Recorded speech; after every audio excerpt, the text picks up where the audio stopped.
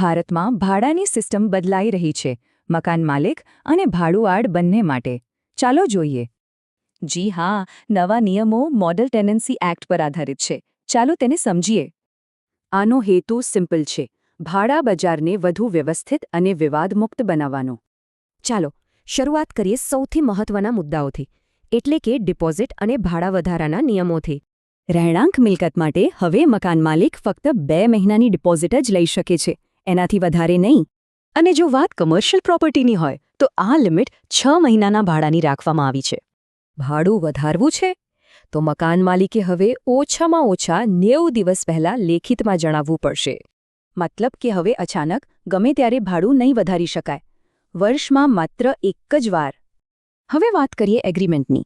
મૌખિક કરાર હવે નહીં ચાલે, લેખિત અને રજિસ્ટર્ડ હોવું ફરજિયાત છે.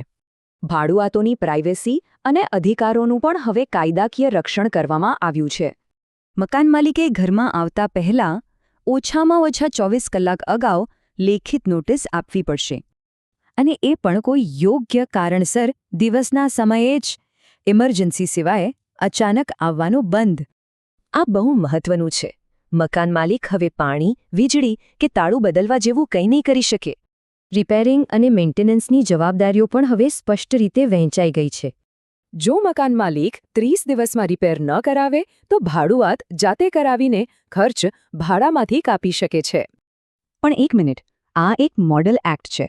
ચલો સમજીએ આનો અર્થ શું છે. એટલે કે આ કેન્દ્ર સરકારનું એક સૂચન છે, રાજ્યો તેને અપનાવી પણ શકે છે અને નહીં પણ. અત્યાર સુધીમાં ઉત્તર પ્રદેશ અને તમિલનાડુ જેવા અમુક રાજ્યોએ જ આ નિયમો લાગુ કર્યા છે. એટલે પોતાના વિસ્તારમાં ક્યાં નિયમો છે તે સ્થાનિક રેન્ટ ઓથોરિટી પાસેથી ચોક્કસ જાણી લેજો. આ કાયદાનો એક મોટો ફાયદો છે વિવાદોનું ઝડપી અને યોગ્ય નિરાકરણ. હવે મોટા ભાગના કેસ સિવિલ કોર્ટની બહાર 60 દિવસમાં જ ઉકેલાઈ જવાની અપેક્ષા છે. તો આ ફેરફારો વિશે આપ શું વિચારો છો? શું આનાથી ભાડાનું બજાર વધુ સારું બનશે?